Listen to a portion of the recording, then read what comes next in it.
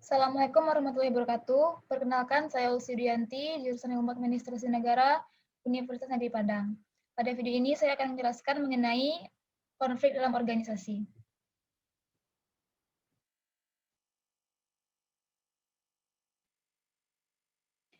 Yang pertama, kita akan membahas mengenai proses dan jenis-jenis konflik. Sebelumnya, pengertian konflik organisasi yaitu ketidaksesuaian antara dua orang atau lebih anggota-anggota atau kelompok-kelompok dalam organisasi yang timbul karena adanya perbedaan atau kenyataan bahwa mereka harus membagi sumber daya yang terbatas atau kegiatan-kegiatan kerja dan karena kenyataan bahwa mereka mempunyai perbedaan status, tujuan, dan persepsi. Jadi, tujuan, status, dan persepsi merupakan pemicu dari terjadinya konflik dalam organisasi. Konflik juga merupakan suatu yang tidak bisa dihindari dalam kehidupan setiap individu ataupun kelompok. Karena konflik itu dianggap sebagai warisan kehidupan sosial. Konflik terjadi juga dilatar belakangi karena ada manusia sebagai makhluk sosial yang mana akan selalu berinteraksi dengan manusia lainnya. Dengan sikap yang beragam dan karakter yang beragam, latar belakang beragam, nanti akan menimbulkan terjadinya konflik antar kelompok manusia.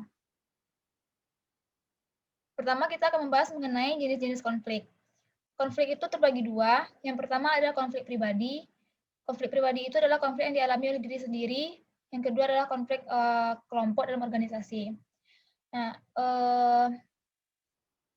ada 5 bentuk konflik kelompok pribadi. Yang pertama yaitu tipe pesaing atau pejuang yang gigih. Nah, pada tipe ini, orang ini mengejar kepentingannya sendiri secara agak ambisius. Dan pada umumnya akan mengorbankan anggota-anggota yang lain. Nah, karena adanya nanti mengorbankan anggota-anggota yang lain, maka akan menimbulkan konflik pada dirinya sendiri. Yang kedua, itu adalah kolaborator atau pemecah masalah. Nah, orang pada tipe ini yaitu berusaha menciptakan situasi yang memungkinkan tujuan semua kelompok tercapai. Yang ketiga adalah kompromiser atau pedamai penyiasat.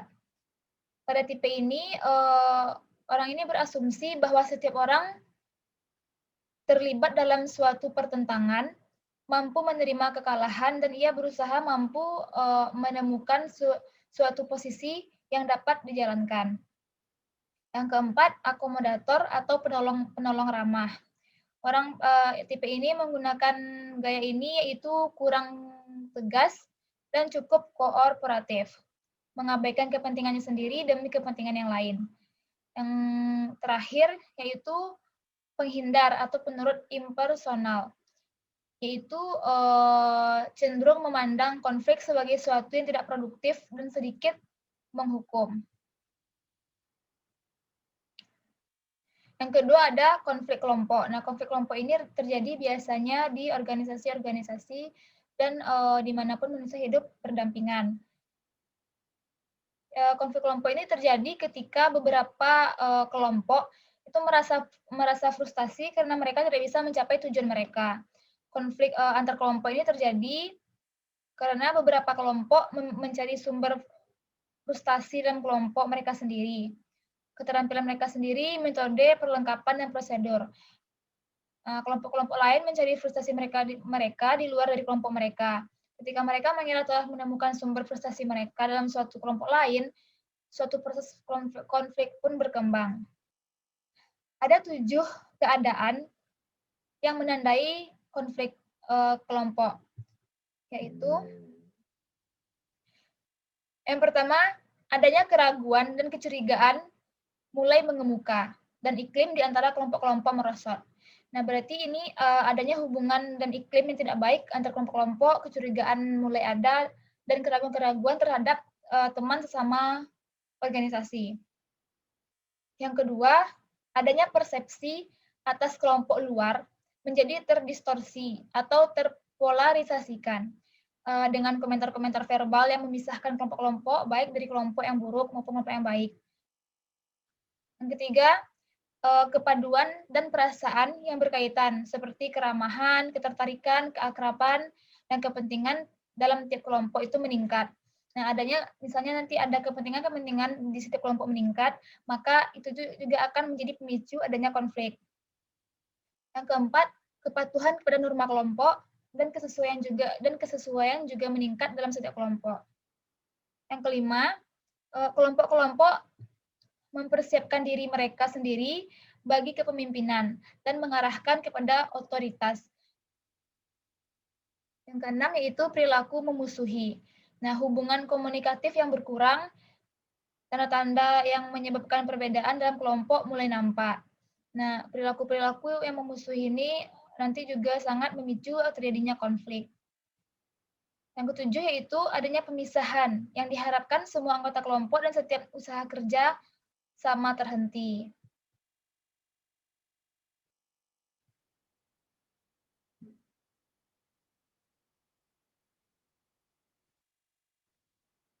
Selain dari proses dan tipe-tipe konflik, ada juga kita akan membahas mengenai proses konflik. Nah, ada beberapa fase pemicu, ada beberapa fase yang menyebabkan terjadinya konflik. Yang pertama adalah fase pemicu. Ini adalah fase awal terjadinya konflik, di mana sebagian anggota organisasi itu menyimpan perasaan dendam kepada sesama anggota ataupun teman satu organisasi karena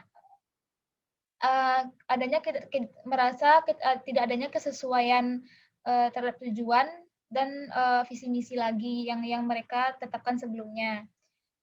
Nah, yang kedua yaitu fase laten atau fase tidak terlihat. Pada fase ini sudah adanya konflik karena disebabkan oleh fase sebelumnya, yaitu fase pemicu, tetapi pihak-pihak yang terlibat konflik itu hanya diam saja, belum mengekspresikan rasa ketidaksukaannya dan cenderung memendamnya. Yang ketiga yaitu fase eskalasi. Nah, pada fase ini terbentuklah kubu-kubu antar kelompok sebagai respon dari fase sebelumnya.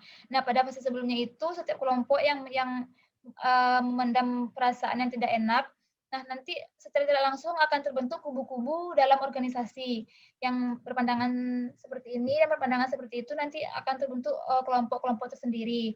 Nah, pada fase inilah terbentuknya kelompok tersebut. Selanjutnya ada fase krisis. Nah, sebelumnya pada fase sebelumnya itu sudah terbentuk kubu-kubu yang mana nanti akan saling adanya konflik. Nah, pada fase krisis ini kubu-kubu tersebut belum bisa menyelesaikan konfliknya, maka konflik ini terus terjadi dan menyebabkan keadaan semakin memburuk. Selanjutnya yaitu fase resolusi konflik. Nah, pada dasarnya konflik ini sepertinya akan sulit untuk diselesaikan karena menyangkut keyakinan, persepsi, dan pendapat masing-masing pihak, memiliki dasar atau landasan dalam menentukan sikapnya. Nah, pada fase ini masih terjadi konflik karena setiap anggota organisasi itu memiliki keyakinan dan persepsi atau pendapat bahwa mereka ini benar dan orang itu salah, sehingga agak sulit ditemukan solusi untuk memecahkan konflik. Yang selanjutnya yaitu fase pasca konflik. Nah, di sini mulai terlihat keakraban dan interaksi di antara anggota organisasi itu mulai membaik dan kembali normal. Namun masih ada beberapa orang yang memendam perasaan benci atau tidak suka.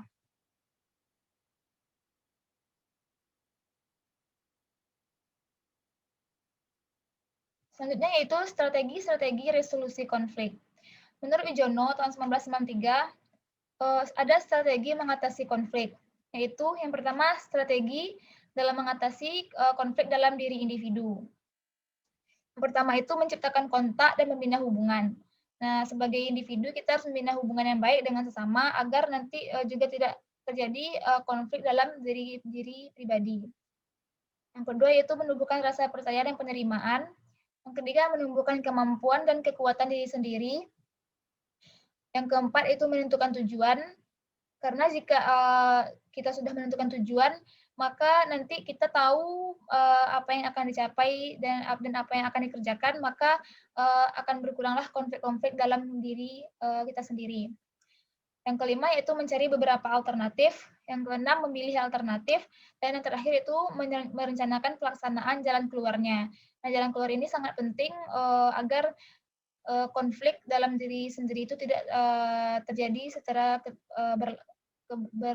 berkesinambungan.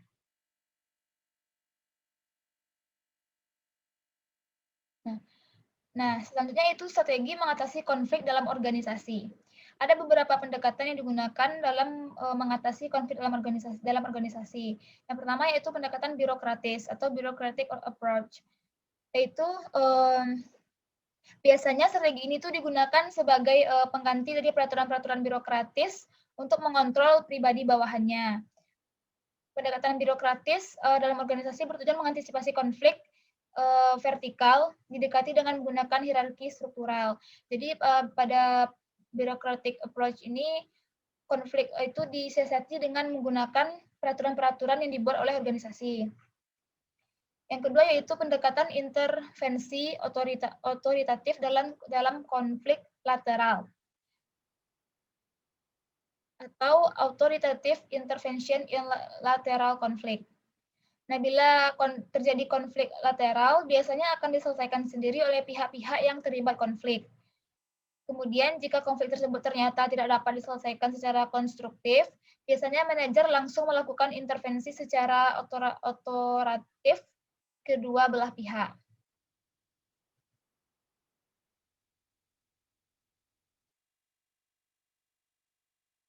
Yang ketiga, yaitu pendekatan sistem atau system approach. Nah, pada pendekatan ini menekankan pada masalah-masalah kompetensi dan pada pendekatan birokrasi. Menekankan pada kesulitan-kesulitan dalam kontrol. Maka pendekatan sistem adalah mengkoordinasikan masalah-masalah konflik yang muncul.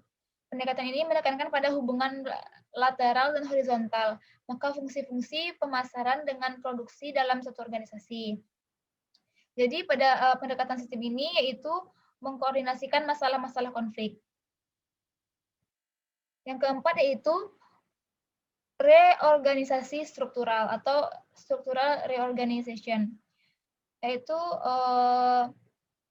dalam pendekatan ini mengubah sistem untuk melihat kemungkinan terjadinya reorganisasi struktural guna meluruskan perbedaan kepentingan dan tujuan yang hendak dicapai kedua belah pihak, seperti membentuk wadah baru dalam organisasi non-formal untuk mengatasi konflik yang berlarut-larut sebagai akibat adanya saling ketergantungan tugas dalam mencapai kepentingan dan tujuan yang berbeda sehingga fungsi organisasi menjadi kabur.